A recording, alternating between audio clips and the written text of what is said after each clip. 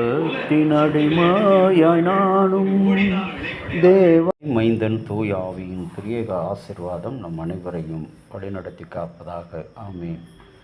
இன்றைய நாளின் சத்தமாக உபாகமம் 24 முதல் வசனம். ஒருவன் ஒரு பெண்ணை விவாகம் செய்து கொண்ட பின்பு அவளிடம் இச்சையான ஒன்றை அவன் மேல் பிரியம் கொள்ள மற்றவனானால் அவன் தழுதற் சீட்டை கொடுத்து கையிலை கொடுத்து அவளை வீட்டிலிருந்து அனுப்பிவிடலாம். அவன் வீட்டை விட்டு போன பின்பு வேறொரு மனைவியாகலாம். அந்த இரண்டாம் புருஷன் அவளை வெறுத்து தழுதற் சீட்டை எழுதி கையிலே கொடுத்து அவளை வீட்டிலிருந்து தள்ளிவிட்டாலும். கிறிஸ்துவில் அன்பான இறை மக்களே, அபிப்பிராயம், இந்த இரண்டு வசனங்களின் அடிப்படையின் மைய கருத்து அபிப்பிராயம். இன்றைக்கு திருமணம் என்பது கடவுளால் நியமிக்கப்பட்டிருக்கிற ஒரு அருள்கொடை. அந்த அருள்கொடைக்கு விரோதமாக அநேக ஆக்கப்பூர்வமற்ற சிந்தனைகள் மனிதனுடைய உள்ளத்திலே பெண்ணை திருமணம் செய்தல் என்பது இன்றைக்கு இச்சையின் வழியாக பார்க்கப்படுகிறது, பொருளாதார ரீதியிலே பார்க்கப்படுகிறது. ஆனால் ஆண்டவராகிய கடவுளோ இஸ்ரவேல் மக்களில் பார்க்கும்போது பெண்களை இரண்டாம் பட்சமாக நினைத்த காரணத்தினால்தான் இப்படிப்பட்ட தள்ளுதல் சீட்டலை அவளை குறித்து பிடிக்கவில்லை என்று சொன்னால் அவளுக்கு ஒரு தள்ளுதல் சீட்டை கொடுத்து அவளை அனுப்பிவிடலாம் என்று எபிரேய சட்டம் கூறுகிறது. பிரைட் அண்ட் ப்ரெஜுடிஸ் என்ற அருமையான ஒரு நாவல். அந்த நாவலிலே வீஸ்லி பெனட் என்ற மேல்மட்ட நடுத்தர வகுப்பை சார்ந்த ஒரு பெண், அவருடைய கதையை குறித்து அவளை டார்சி என்ற மனிதன் மணக்க விரும்பினான். டார்சி எப்பொழுதும் ஆழ்ந்த சிந்தனையில் இருக்கும்போது புரிந்து கொள்ள முடியாத குணம் கொண்டவள், பெரிய பணக்காரன். முதலில் அவரை பற்றி வீஸ்லி, அவள் அகங்காரம் உள்ளவள், யாவரோடும் பழக மாட்டார், ஒதுங்கி வாழ்பவன் என்று, சுயநலவாதி என்று நினைத்தார். எனவே டார்சி தன்னை வாழ்க்கை துணையாக ஏற்றுக்கொள்ளும்படி அவளிடம் கூறியபோது அவள் மறுத்து விட்டாள். கொஞ்ச நாட்கள் கழித்த பின்பு இரகசியமாக அநேகருக்கு அன்பாக செய்த உதவிகளை கேட்டபோது வீஸ்லி டார்சியை பற்றி தவறான அபிப்பிராயம் கொண்டதாக ஒத்துக்கொண்டார். இன்றைக்கு அன்பான இறை மக்களே, இல்லற வாழ்க்கையில் அநேகர் இப்படித்தான் தவறான ஒரு அபிப்பிராயம் வைத்திருக்கின்ற காரணத்தினால்தான் அநேக குடும்பங்களிலே பிளவுகளும் டைவர்ஸ் விவாக முறிவும் ஏற்படுகிறது. இஸ்ரவேலிலே பார்க்கும்போது பெண்கள் இரண்டாம் தரமாக கருதப்பட்ட காரணத்தினால்தான் அவர்களுக்கு ஒரு மதிப்போ மரியாதையோ சட்டத்தில் இடமோ இல்லாத நிலை. ஆனால் கிறிஸ்தவர்களாக வாழுகிற நீங்களும் நானும் இன்றைக்கு வாழுகின்ற நம்முடைய சமுதாயம் பன்மை சமுதாயம். ஆண் பெண் என்ற வித்தியாச வேறுபாடு இல்லாமல் தொழிலும் சரி, பொருளாதாரத்திலும் சரி, கல்வியிலும் சரி, ஆற்றலிலும் சரி, அறிவிலும் சரி, பெண்கள் ஆணுக்கு இணையாக இருக்கிறார்கள். ஆகவே அவர்களுக்கு கொடுக்க வேண்டிய மதிப்பை அவர்களுக்கு கொடுக்க வேண்டும். சாலமோன் ஞானி நீதிமொழிகளை சொல்கிறார், நேரப்பட அவர் எழுந்து தன்னுடைய வேலையை வியாபார கப்பலை ஆயத்தப்படுத்துவார்.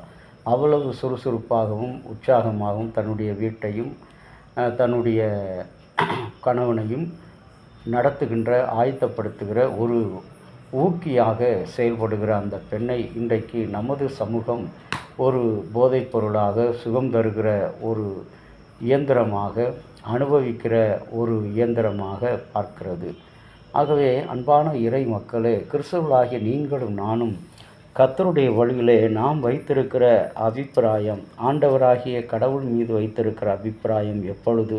யோசுவா 22ஆம் அதிகாரத்தில் இப்படித்தான் மனாசேயும் கோத்திரமும் ரூபன் காத்து கோத்திரமும் ஒரு வழிபடத்தை கட்டினார்கள். அப்பொழுது 9-12 வசனம் முதல் பார்க்கும்போது, தேவன் ஒருவருக்கே ஆராதனையும் பலியும் ஆசரிப்பு கூடாரத்தில் செலுத்தப்பட வேண்டும்.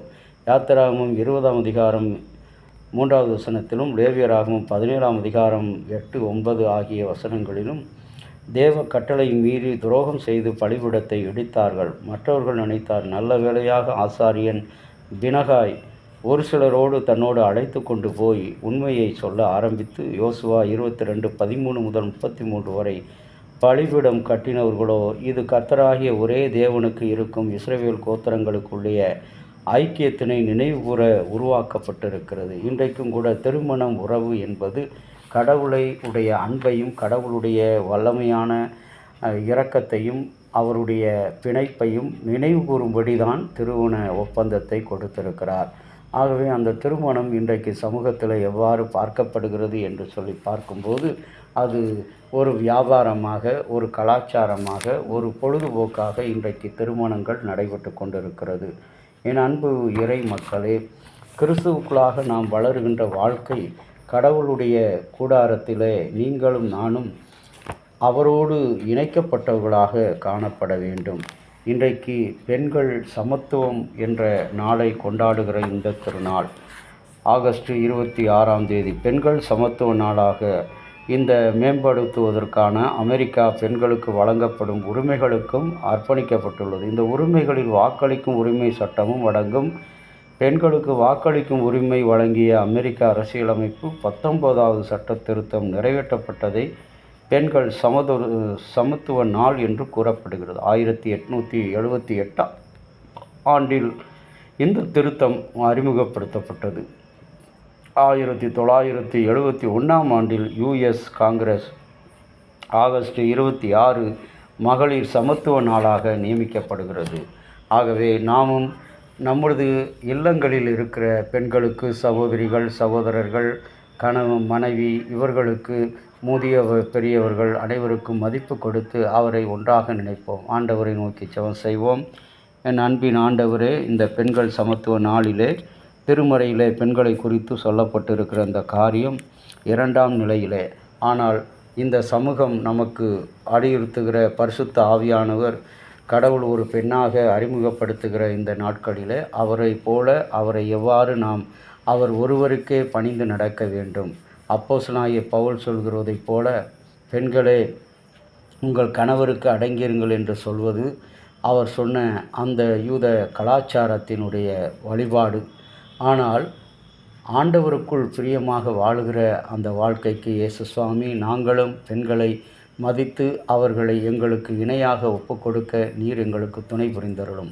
இறைமகனும் மீட்பரும் இரட்சகருமாகிய ஆண்டவரே, குறிப்பாக இந்த நாளிலே தமிழ் சுவிசேஷ லுத்தரன் திருச்சபையினுடைய அனைத்து அங்கங்களையும் ஆசீர்வதியும், பணிகளை இயேசு நாமத்தில் பிதாவே, ஆமேன். தந்தையாகிய கடவுளின் அன்பும் மைந்தராகிய இயேசுனுடைய அருளும் பரிசுத்த ஆவியினுடைய நல்ல உறவும் பாதுகாப்பும் உங்கள் அனைவரோடு இருப்பதாக.